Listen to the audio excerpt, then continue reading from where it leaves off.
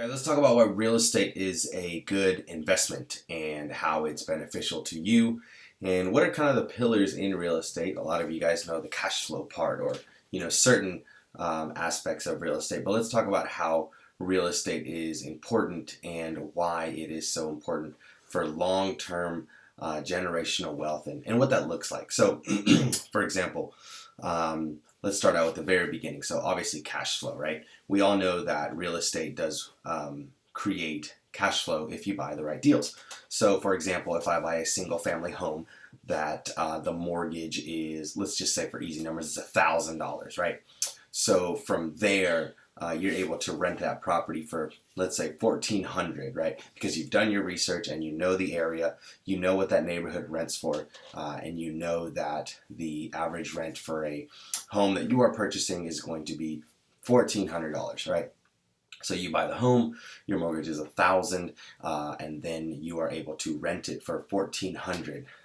So the $400 there is cash flow if you do that correctly. Not just that, if you go the tax route as well. So let's say that you have a property that you have a mortgage on, right? And that year you're going to do the taxes on that property. You are able to depreciate that property over 27 and a half years. So let's say the property is worth $200,000, right? And I'm going to use my calculator here. 200,000 divided by 27.5 would equal $7,272. Now, consult with your CPA, talk to your attorneys and all that, but that is what I believe the number that you are able to deduct every month in depreciation from your property. Now that is here in Tennessee. I don't know if any other state might be different, but you can look that up. But let me give you an example of that. Let's say that you own a business, right? Or let's say that you are going to pay $7,000 in taxes that year. That's your tax bill. You have to pay the man. Well, because you're able to depreciate the 7200X that we talked about, your tax bill would now be zero, or that minus each other. So that is a really cool tax advantage of owning real estate, depreciation. So you have a property, you're able to depreciate it over 27 and a half years, and you are able to deduct that from what you would owe the government if you do owe them based on, a business that you owned or whatever. Another one is obviously, so that's cash flow, that's depreciation, and next we have appreciation, right? So appreciation is where the market is doing well, and your property goes up in value. So let's say that you bought a property for $200,000, and let's say you've had it for 5 years, right? So over 5 years, it should have appreciated 2-3% over each year, just depending on whatever your market is doing.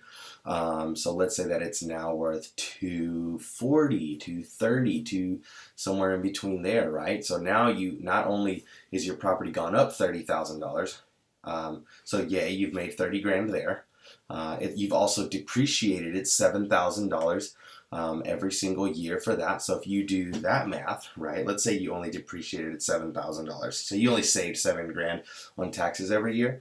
So that looks like 7,000 times 5 years, $35,000. So now you've made $65,000 in 5 years, right? So now we have cash flow. So let's say that you made $400 a month, right? And then you have $7,000 a year in tax depreciation. But not just that, now you also have made 30 grand in 5 years of appreciation on that property. So that's the 4: cash flow, depreciation, appreciation, and the taxes. But there's one more that we can talk about as well. And this is what I like to call ghost income. So this is actually loan pay down, right?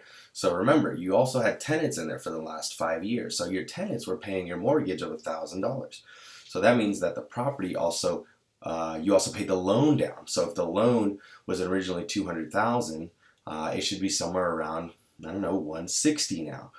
So you made $40,000 well, I guess it just depends on how much you've paid. But whatever the amount is that the tenants have paid over the amount of years, that's your money as well. Plus it appreciated. So let's say you now owe $160 on it, and let's say that it's worth 240, right? So you do the math there. Now you have all that equity that you can tap into, right? That's the 5 pillars of real estate. You have depreciation, appreciation, cash flow, loan paydown, and equity. So you have these 5 units that one property can offer you that much, different sorts of avenues of cash or equity, or you can leverage that against another property. So those are the 5 biggest pillars of real estate.